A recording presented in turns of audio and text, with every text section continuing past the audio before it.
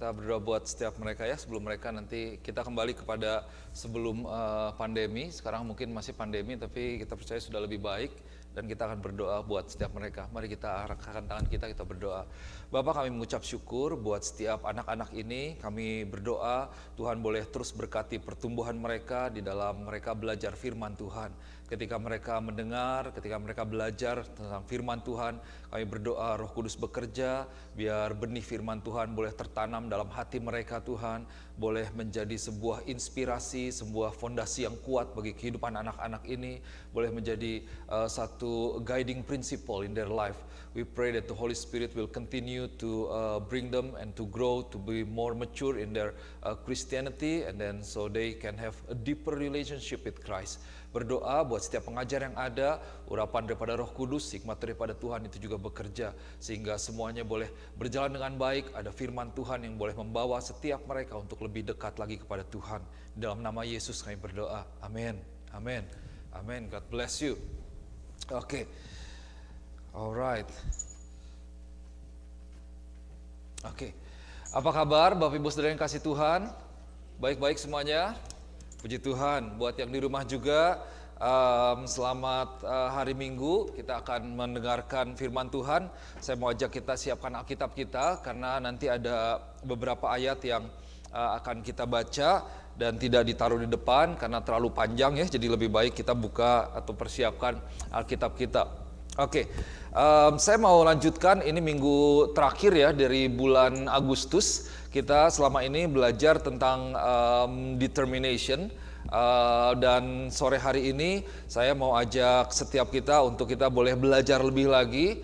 Sebelum mungkin minggu depan kita akan belajar dengan topik yang lain, tapi kita akan tutup bulan Agustus ini dengan satu pengajaran yang sama, dengan satu tema yang sama, yaitu tentang yang namanya determination. Dan saya beri judul khotbah saya yaitu Determination of Esther. Saudara yang kasih Tuhan, kalau kita lihat sebelumnya di dalam kitab 1 Korintus pasal yang kedua, ayat yang kedua, di situ Paulus itu dia mengatakan seperti ini ya. Ini saya tulis bahasa Inggrisnya karena memang saya mau ambil dua kata kunci dari bahasa Inggris ini, yaitu ada dua terjemahan dari The Passion dan juga dari New International Version. Paulus katakan begini, "For while I was with you, I was determined to be consumed with one topic, Jesus the crucified Messiah." Dan dari NIV dibilang, "For I to know nothing while I was with you except Jesus Christ and Him crucified." Nah, oke.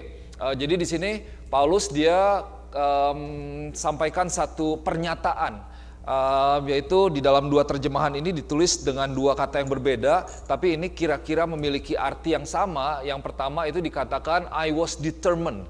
Kemudian yang kedua, terjemahan kedua dikatakan for I resolve. Jadi determined sama resolve.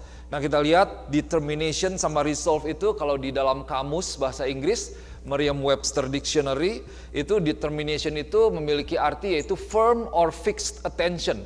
Jadi ada satu perhatian yang teguh gitu ya, yang kuat, yang udah ditetapkan. Misalnya saya melihat ke belakang ke satu orang, itu udah firm fixed attention kepada satu orang. Nah, itu perhatian yang dipusatkan ya. Atau berikutnya an act of making sure of the position, size or nature of something. Jadi sebuah tindakan untuk memastikan dari sebuah posisi gitu, atau ukuran atau yang tentang suatu hal. Jadi intinya kita fokus terhadap satu hal. Nah, resolve itu memiliki arti seperti ini, a strong determination to do something. Jadi sebuah keteguhan gitu untuk melakukan sesuatu. Jadi saya sudah memutuskan, saya sudah membulatkan hati, saya sudah bertekad. Atau berikutnya firmness of purpose, ada sebuah keteguhan akan sebuah tujuan.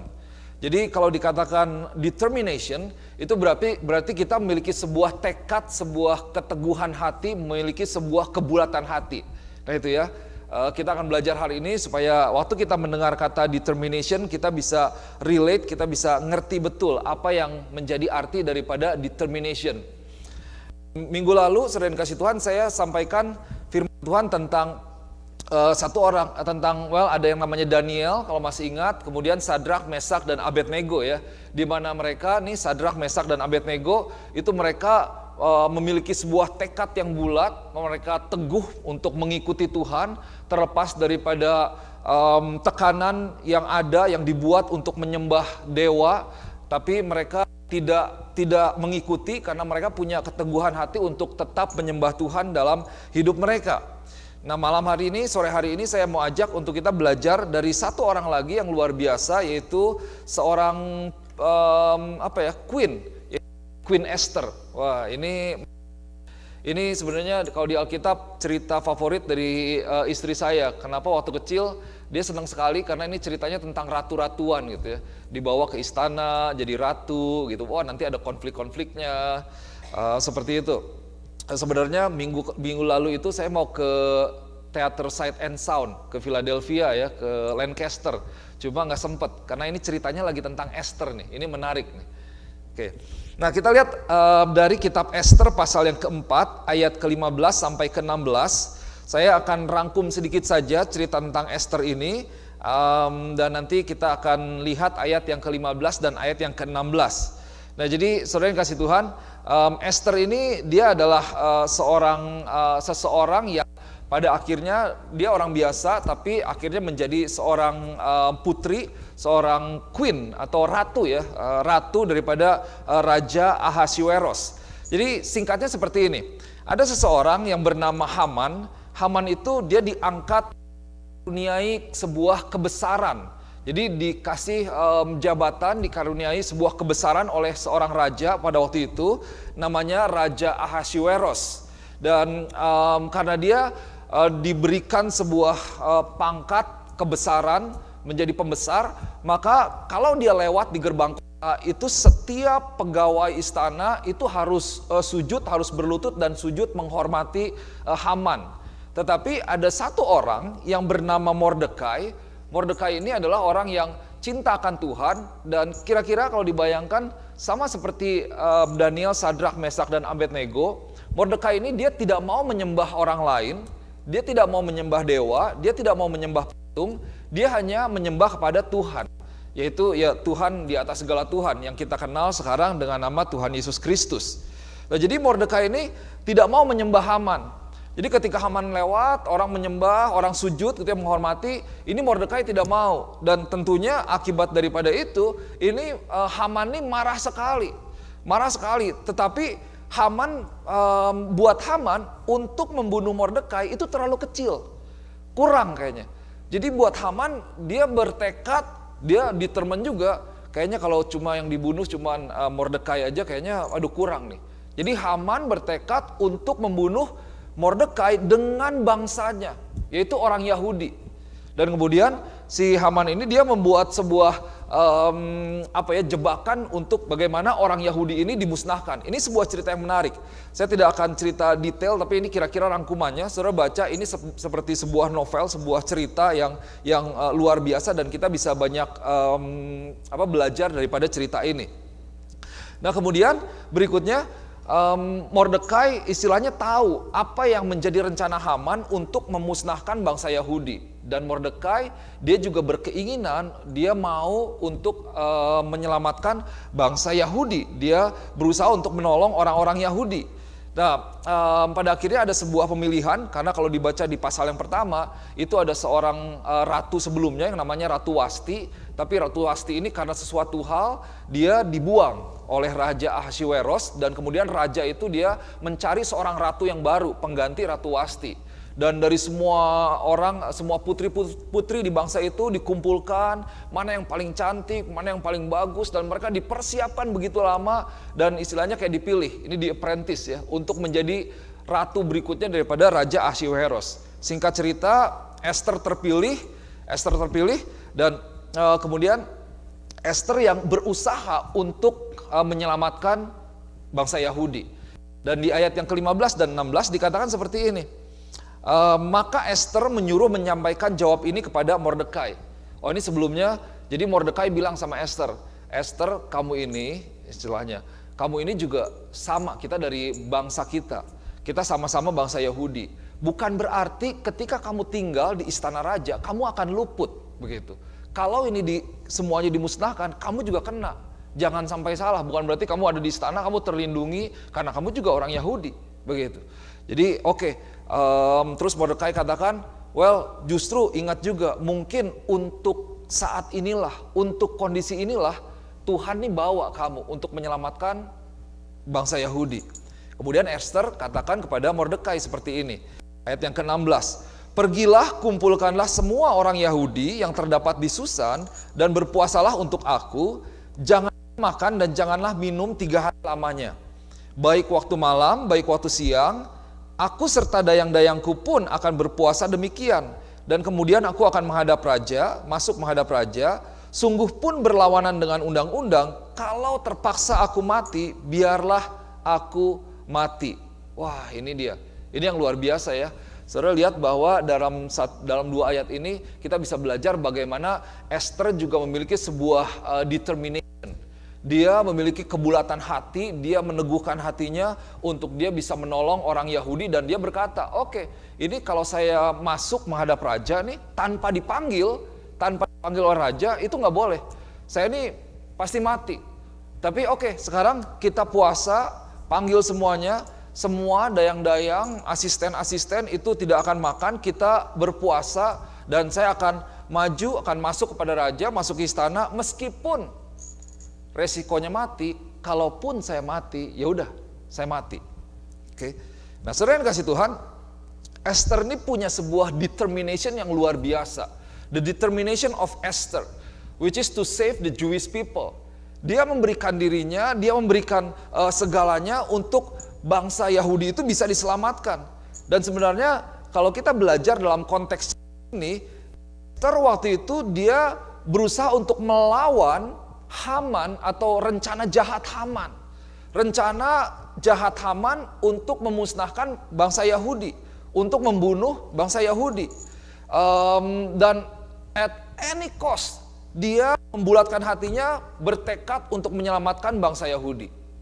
Nah, kalau kita lihat, saya percaya seperti firman Tuhan katakan, iblis itu berusaha untuk mencuri, membunuh, dan membinasakan setiap orang-orang percaya lewat apapun. Dan jangan kita punya pengertian yang hanya terbatas kepada secara fisik. Tapi iblis itu juga berusaha untuk membunuh sukacita kita, membunuh pengharapan kita, membunuh masa depan kita, membunuh tujuan hidup kita. Karena kalau orang tidak punya pengharapan, tidak punya sukacita, tidak punya tujuan hidup, wah ya udah berhenti sampai di situ gitu. Nah, ini adalah apa yang iblis kerjakan pada hari-hari ini.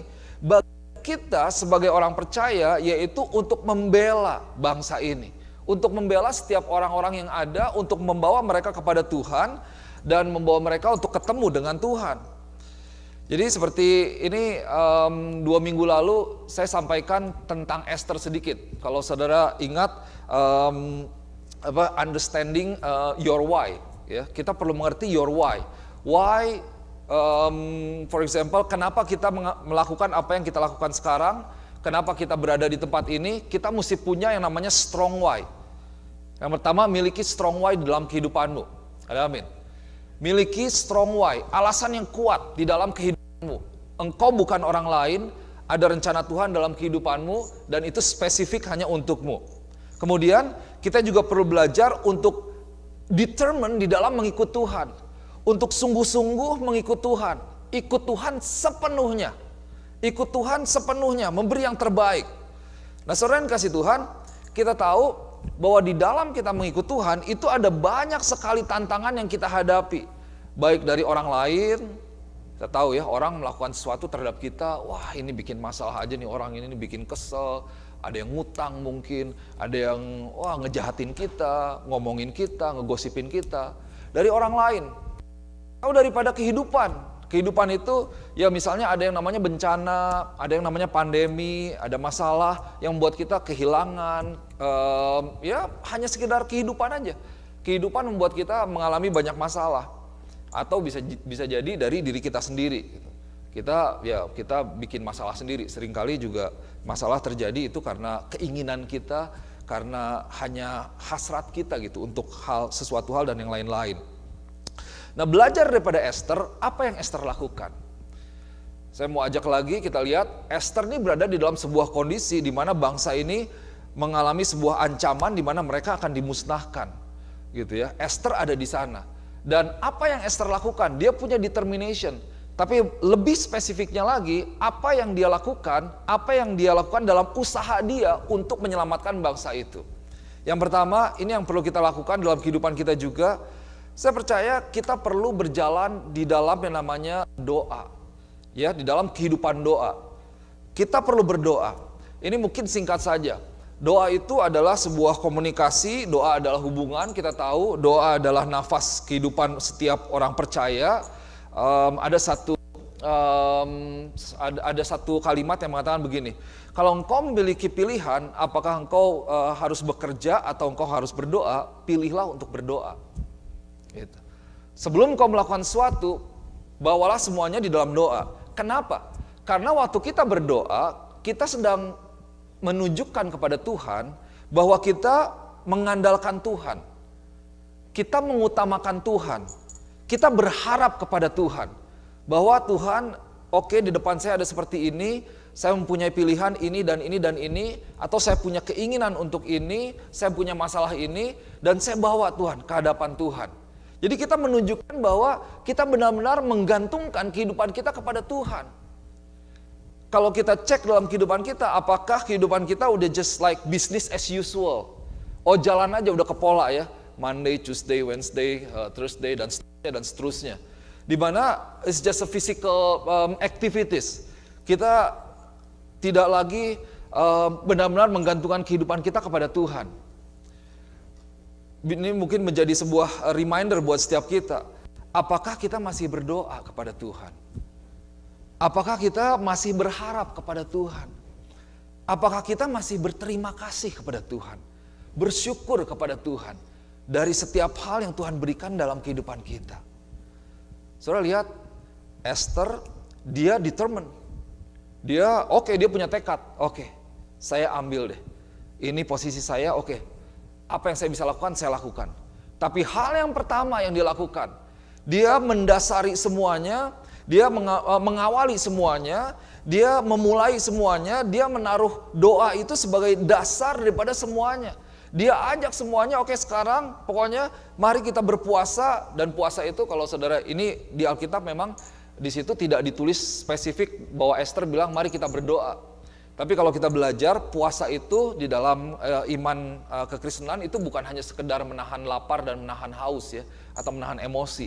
Intinya itu kita memfokuskan diri kita bukan ke hal-hal yang lain tetapi kepada Tuhan. Dan di sanalah komunikasi, di sanalah doa.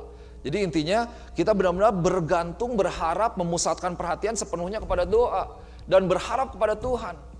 Wah, saya bayangkan Esther benar-benar hanya bisa menggantungkan pengharapannya kepada Tuhan karena, dia jelas katakan, kalau saya menghadap raja, ini saya mati ini. Meskipun hukumannya mati, oke.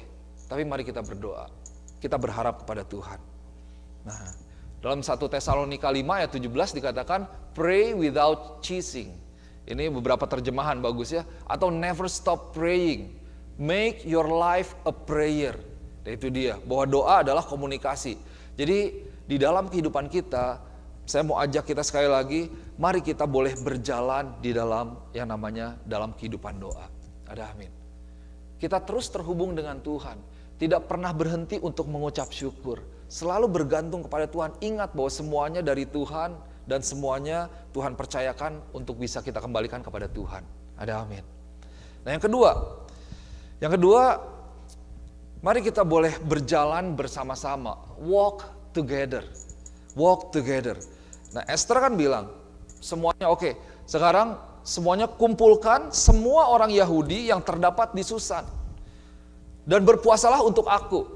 Jadi dia tidak berpuasa sendiri, dia minta dukungan daripada orang-orang yang ada di sekitar dia. Bahkan orang-orang yang paling dekat sekalipun, dayang-dayangnya semuanya itu harus berpuasa bersama-sama dengan Esther. Jadi intinya dia melibatkan orang-orang yang ada di dalam komunitas terdekat dia gitu. Orang-orang yang benar-benar paling dekat dengan dia. Orang-orang yang sama-sama memiliki kepercayaan untuk bersama-sama berjalan dan berharap kepada Tuhan.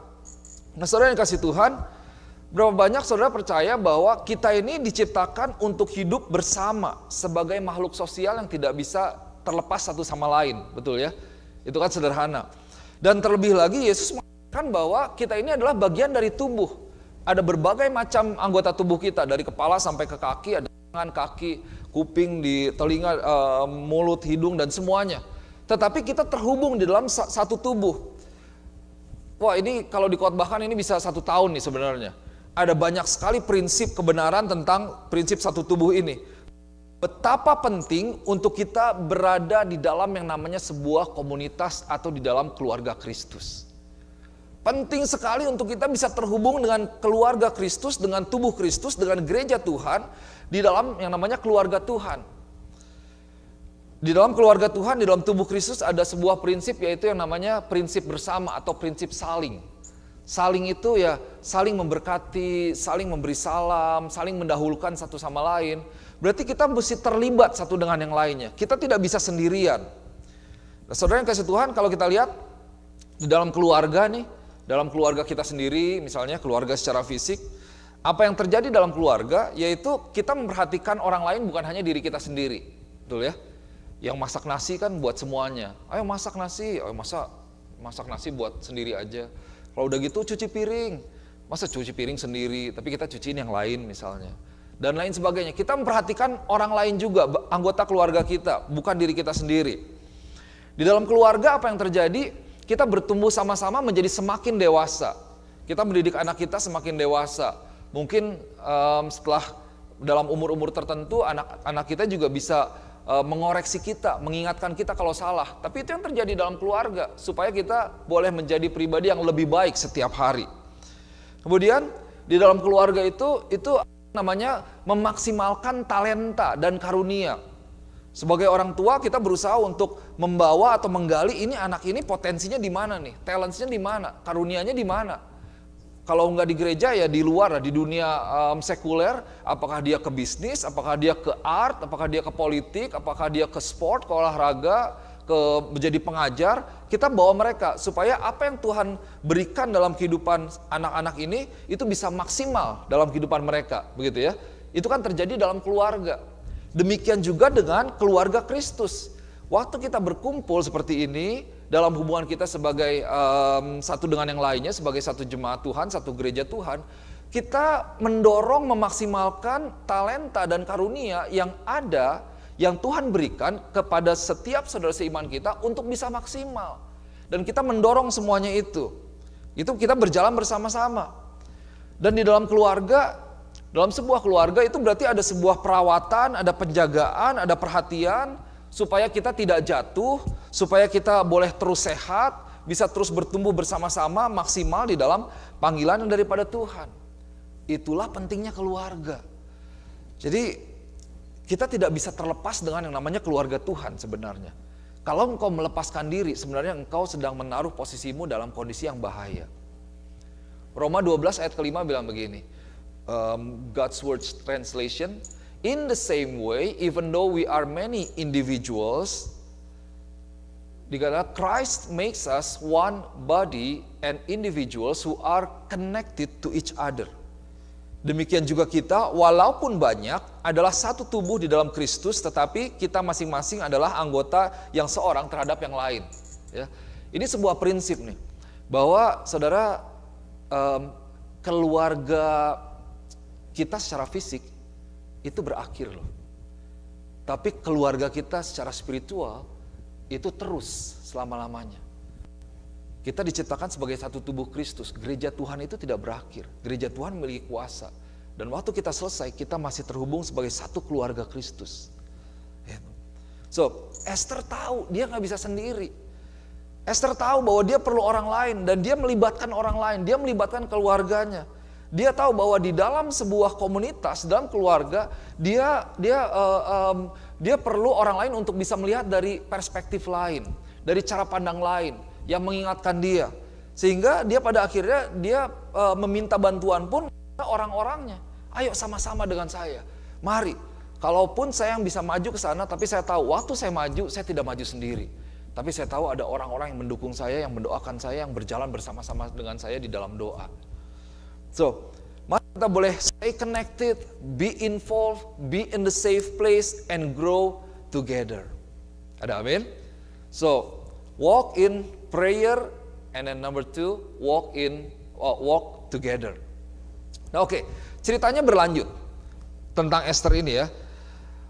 Saudara yang kasih Tuhan, kalau saya sambungkan dengan apa yang saya sampaikan minggu lalu, God is able and then God will deliver us. That's the character of God, the intention of God, yaitu Tuhan tuh punya rencana yang baik, keinginan yang baik ya. God is sovereign. Tuhan mendengar setiap doa kita. Saudara percaya? Percaya? Tuhan mendengar setiap doa kita. Tuhan memperhatikan kita. Dimanapun kondisi kita, apapun yang kita lakukan, Tuhan memperhatikan kita. Kemudian Tuhan melihat komitmen dan kesungguhan kita. Jadi jangan sampai kita pikir bahwa oh kayaknya Tuhan biasa aja ya. Well, saudara yang kasih Tuhan, kalau engkau sungguh-sungguh mengikut Tuhan, Tuhan memperhatikan saudara. Dan Tuhan menghargai kesehatian kita. Tuhan menghargai kesetiaan kita. Tuhan menghargai kesetiaan kita dan ada reward atas kesetiaan kita kepada Tuhan.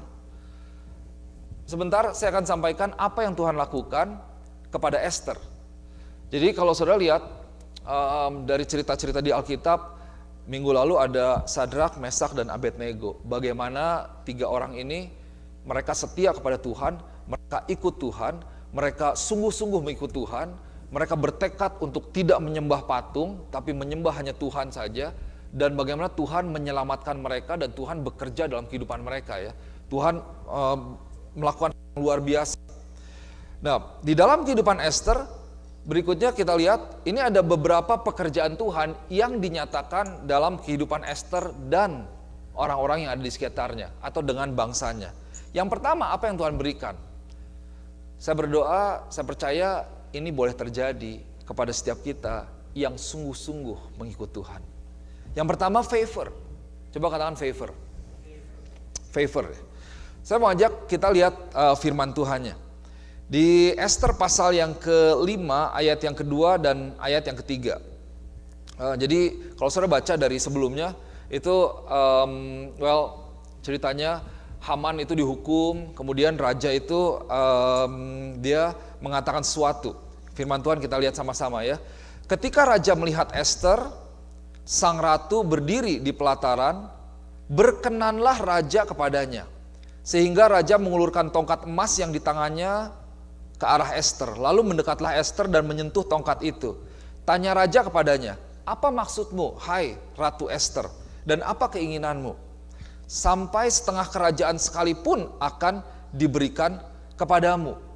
Ini sebenarnya jadi pas ketika Esther habis bilang kepada Mordekai, oke, sekarang semuanya puasa dia. Kemudian Esther maju menghadap raja nih.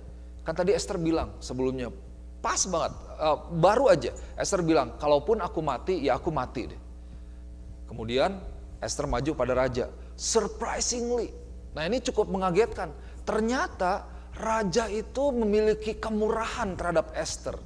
Itu yang firman Tuhan dikatakan di situ bahwa berkenanlah raja kepadanya. Wah, jadi raja bukan tiba-tiba marah, padahal udah ada peraturannya tuh. Orang nggak bisa menghadap raja tanpa dipanggil. Tapi Esther minta izin, dia masuk tanpa panggilan dari raja. Ketika raja melihat Esther, raja itu berkenan. Gitu. Raja berkenan, kemudian raja mengulurkan tangannya, memberikan tongkatnya. Dan Esther menyentuh tongkat itu. Tanya raja kepada Esther di ayat yang ketiga, apa maksudmu? Apa menjadi keinginanmu? Wah, ini luar biasa banget. Even up to half of the kingdom, it will be given to you. Jadi bukan hanya raja berkenan kepada Esther, tapi raja juga mempersiapkan sesuatu untuk Esther. Jadi dia bukan bilang, kamu kan tahu peraturannya nggak boleh. Ini sekarang siapkan. Kalau sebelumnya dipersiapkan perapian, tapi ini dipersiapkan setengah daripada kerajaan. Half of the kingdom. Itu it will be given to you. Nah, apa yang Esther alami di sini? Yaitu Esther mengalami yang namanya kemurahan. Saudara, ada di Amsal bilang, hati raja itu seperti batang air, dialirkan kemana Tuhan mau. Jadi Tuhan bisa merubah hati raja, Tuhan bisa merubah hati penguasa, Tuhan bisa merubah hati seorang otoritas yang mungkin kalau secara peraturan dunia itu udah peraturannya sebenarnya tidak bisa dan mati, tetapi di dalam Tuhan ada kemurahan yang daripada Tuhan yang bisa terjadi kepada setiap orang yang mengikut Tuhan dengan sungguh-sungguh. So Esther mengalami kemurahan. Yang kedua kita lihat apa yang terjadi dalam kehidupan Esther, yaitu ada yang namanya turnover. Nah, ceritanya berikutnya, saya bacakan dulu ayatnya ya. Ayat yang ke-10 sampai 12 dari pasal yang ke-6. Sebenarnya ceritanya dari ayat yang ke-7. Atau untuk mengerti kita baca dari ayat yang ke-7 ya. Kitab Esther pasal yang ke-6 mulai ayat yang ke-7. Oke, firman Tuhan katakan seperti ini. Oleh karena itu jawab Haman kepada raja, mengenai orang yang raja berkenan menghormatinya, hendaklah diambil pakaian kerajaan yang biasa dipakai oleh raja sendiri, dan lagi kuda yang biasa dikendarai oleh raja sendiri, dan diberi mahkota kerajaan di kepalanya. Dan hendaklah diserahkan pakaian dan kuda itu ke tangan seorang dari antara para pembesar raja, orang-orang bangsawan. Lalu hendaklah pakaian itu dikenakan kepada orang yang raja berkenan untuk menghormatinya. Kemudian hendaklah ia diarak dengan mengendarai kuda itu melalui lapangan kota, sedang orang berseru-seru di depannya. Beginilah dilakukan kepada orang yang berkenan, yang raja berkenan menghormatinya. Jadi ini ceritanya, Haman ini dia dipanggil sama raja, terus dibilang, Haman, kalau ada orang yang raja berkenan kepadanya, apa yang harus raja lakukan? Jadi aku berkenan kepada seorang nih, apa yang harus aku lakukan? Ini si Haman ini pikir dia nih. Dia pikir dia, karena sebelumnya saudara baca ceritanya, dia pikir dia yang punya jasa kepada raja, yang memberitahukan tentang bangsa Yahudi dan lain sebagainya. Kemudian ayat yang ke-10, ternyata kondisinya berbalik dong. Ayat yang ke-10, maka titah raja kepada Haman. Haman ini istilahnya the bad guy-nya ya, untuk gampang ingatnya. Oke, maka titah raja kepada Haman, segera ambillah pakaian dan kuda itu seperti yang kau katakan itu, dan lakukanlah demikian kepada Mordekai orang Yahudi yang duduk di pintu gerbang istana. Sepatah kata pun janganlah kau lalaikan dari segala yang kau katakan itu. Lalu Haman mengambil pakaian dan kuda itu dan dikenakannya pakaian itu kepada Mordekai. Kemudian diarak Mordekai melalui lapangan kota itu, sedangkan ia menyerukan di depannya, beginilah dilakukan kepada orang yang raja berkenan menghormatinya. Ayat ke-12, kemudian lah Mordekai ke pintu gerbang istana raja, tetapi Haman tergesa-gesa pulang ke rumahnya dengan sedih hatinya dan berselubung kepalanya. Haman kalau dalam bahasa Inggrisnya dikatakan dengan malu menutupi. Ini kebayang ya, kalau misalnya saya yang ditanya, saya yang bad guy-nya gitu, apa yang harus dilakukan kepada orang yang dihormati? Misalnya Pastor Z tanya gitu, ini saya mau kasih hadiah nih sama seseorang. Wah, terus saya pikir, wah saya kan pastornya nih, kayaknya saya udah kerja bagus nih selama ini ya. Wah saya yang kasih term, wah Pastor beliin ini, pakein ini, kasih kuda yang terbaik. Kalau sini sekarang mungkin beliin mobil segala macam gini-gini. Saya udah siap-siap aja nerima hadiah. Ternyata dikasihnya ke yang lain. Oke, sekarang kamu, Ronald, kamu lakukan kepada saya Bapak Sony atau Mario. Waduh, gimana ya udah dikasihin semuanya gitu. Wah, kan kesel banget ya, marah sekali. Dan saya pulang dengan malu. Padahal saya yang bikin termnya, saya yang bikin kondisinya, saya bikin semuanya listnya. Taunya dikasih kepada orang lain. Nah saudara, apa yang terjadi? Iblis merencanakan keburukan mungkin. Iblis merencanakan keburukan untuk orang lain. Tetapi Tuhan dapat memutar balikannya untuk kebaikan bagi setiap kita. Orang yang percaya kepada Tuhan. Itu ada tuh di Kejadian pasal 50 ayat yang ke-20. Itu saudara bisa nanti lihat. What the devil meant for evil, gitu. God turn it for good. Mordekai mengalami ada yang dirubah gitu. Harusnya dia mati, tetapi ternyata Tuhan rubah semuanya, bahkan malah dia yang dihargai, malah dia yang diangkat, malah dia yang menerima setiap penghargaannya. Dan ini juga membawa kepada poin yang ketiga berikutnya. Kalau yang kedua turnover, yang ketiga dengan ayat yang sama, ini kita lihat bahwa Mordekai mengalami promosi yang daripada Tuhan dan dihormati. Saudara yang kasih Tuhan, saya mau ajak bahwa kita tidak perlu mencari hormat dari manusia. Karena kalau kita melayani Tuhan, saya percaya Tuhan yang akan mengangkat kita. Tuhan yang akan membawa kita untuk kita naik dan menjadi orang yang luar biasa. Bagian kita apa? Kita sungguh-sungguh ikut Tuhan. Nggak usah pikirin cari jabatan, cari hormat. Pokoknya lakukan yang terbaik. Prinsip ini kalau kita terapkan dalam pekerjaan, engkau lakukan apa yang menjadi bagianmu. Jangan sirik-sirikan, jangan gosipin orang, jangan ngomongin orang lain. Pokoknya engkau dipercayakan apa, engkau lakukan yang terbaik. Maka percayalah, Tuhan tuh bisa kasih favor loh. Tuhan bisa buat kondisi itu kebalikan. Orang mungkin rencanain yang jelek. Orang bisa ngomonginmu kepada supervisor, oh dia begini. Selama engkau tahu bahwa engkau melakukan hal yang benar, engkau nggak nipu, engkau nggak curang, engkau tidak melakukan hal yang tidak seharusnya, engkau lakukan bagianmu. Dan lihat bagaimana Tuhan akan membela dan mengangkat engkau dan mempromosikan engkau. Karena kebenaran itu akan muncul seperti terang. Pada saatnya itu akan muncul seperti terang. Dan Tuhan membela setiap orang-orang dikasihinya. So, Tuhan berikan promosi dan menghormati Mordekai di tengah-tengah kondisi yang seperti itu. Nah, berikutnya kalau kita lihat, ini ada yang promotion and honor. Oh, tidak ditulis di sini. Saya bacakan 1 Samuel 2 ayat 30. Therefore the Lord, the God of Israel declares, I promised that members of your family would minister before me forever. But now the Lord declares, for be it from me, those who honor me, I will honor. But those who despise me will be disdained. Nah, Tuhan katakan seperti itu. Those who honor me, I will honor. Orang yang menghormati Tuhan, Tuhan akan hormati.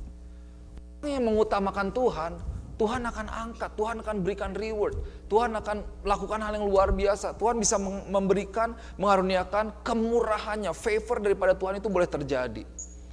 Saya percaya kita boleh mengalami kemurahan yang daripada Tuhan, di mana apa yang mungkin kita usahakan atau kalau kita usahakan itu mungkin belum tentu bisa kita dapat gitu. Tetapi karena kemurahan Tuhan, kita menerima apa yang kita terima. Mungkin ada banyak kesaksian. Saya mengalami, mungkin kita bisa share di Carousel atau di Carousel tempat yang tepat. Tapi itu yang namanya kemurahan, yang harusnya bukan bagian kita, tapi diberikan untuk kita.